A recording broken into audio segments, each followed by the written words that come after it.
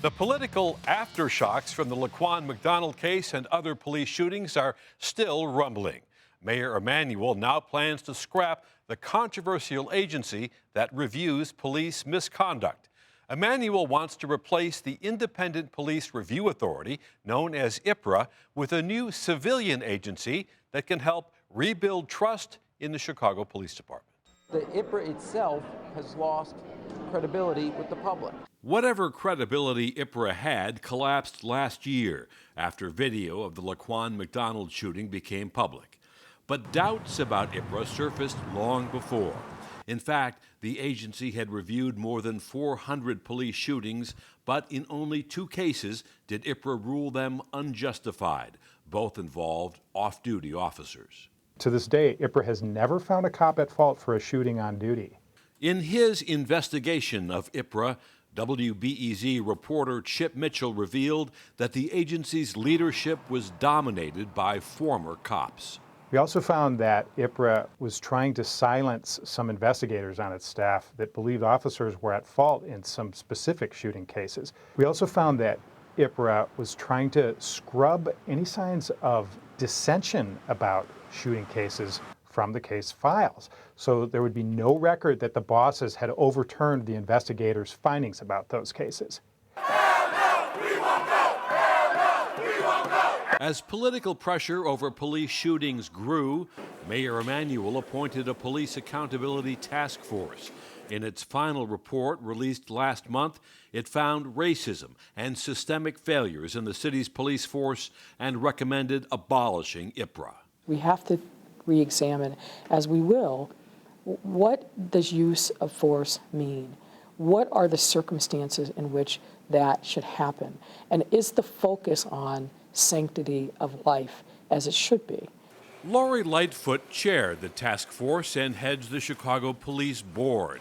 In a January interview with In the Loop, she acknowledged the deep distrust of the police department.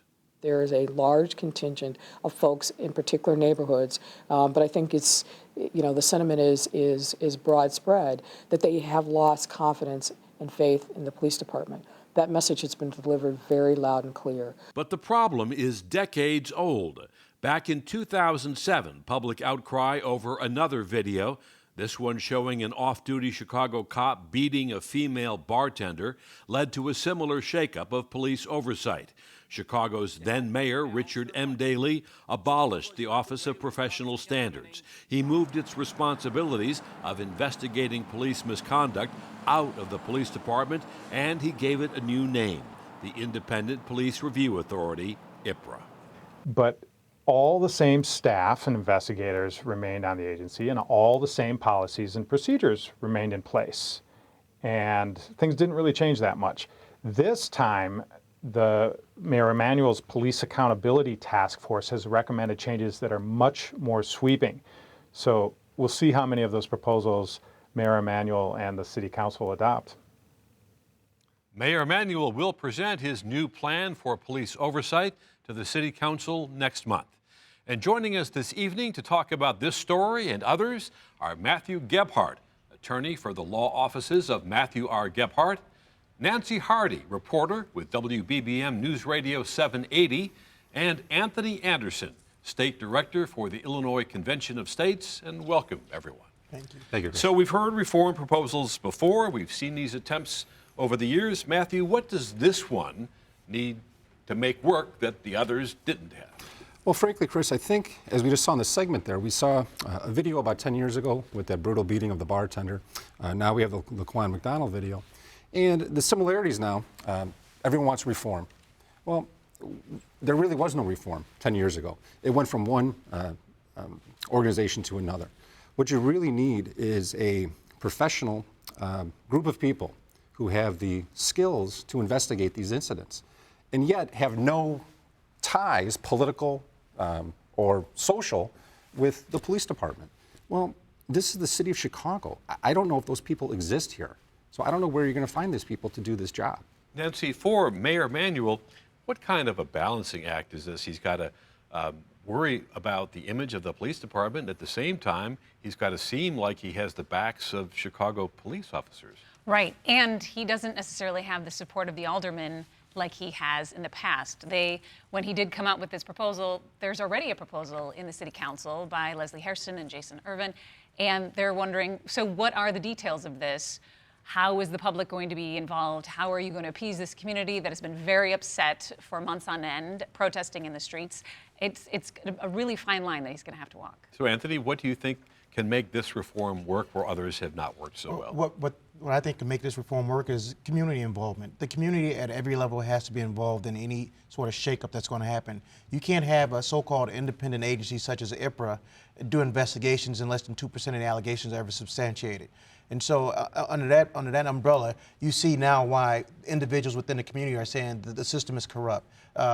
Police brutality is real in our areas that we work or we live in. And so the mayor absolutely has to involve community people at every level in terms of getting some reforms happening in Illinois or in Chicago as it relates to police brutality. To what extent does the police union tie the hands of whoever? In this report, this task force report that the mayor commissioned, one of their findings was that the police union rules make it difficult to investigate police misconduct. Police officers get 24 hours before they have to make a statement. They get to change their statements after they've seen video. So where does the police union fit into this? You absolutely, Chris, and I belong to you. You can't have the union belong to organizations like IPRA to a certain extent at certain levels because there's going to be too much undue influence put upon individuals, whether they're the persons investigating or the ones that are in charge of the investigators. And if you have that type of relationship between those two individuals, sections or bodies, there's not going to be real substantial reforms happening in that organization. I don't care who it is. It's just the fact of the matter. Matt, what do you think about that? I mean, in terms of the union hamstringing whatever reform takes place. Anthony said it exactly right, so I'm not going to try to top that. However, if you're looking for a solution, it might be a little expensive, but it's 2 words. It's called body cameras. Body cameras will not only protect the citizenry, body cameras will also protect the police from unfounded allegations. It's the easiest solution and probably the quickest right now that we could come up with to really give everyone an oversight. It's very rare that you have a Laquan McDonald video or that you have the video of the bartender getting beat. Most of these allegations, there is no video. So you have people that are relying on statements that may have been, shall we say, reworded after a short period of time. You're dealing with maybe inconsistent witnesses. It's very hard to come up with a decision on a lot of these cases. Body cameras will take care of that. And I understand the use of body cameras. A lot of people want body cameras, but if I'm an officer, the first thing I know is I know certain neighborhoods. So let's say, for instance, I'm in the Auburn Gresham neighborhood.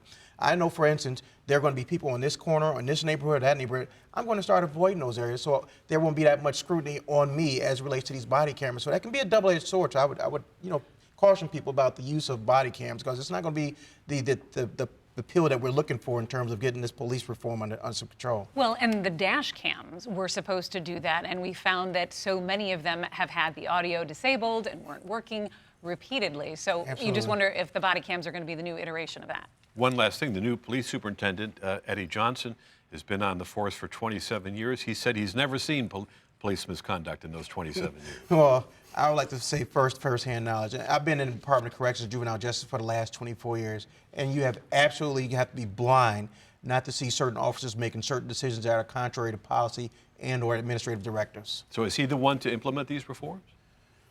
Well, he's in charge. I mean, whether or not he's the one. The Justice Department is already investigating. That, of course, is going to take months, potentially years to do. So he might not have to. It might be the court that decides to.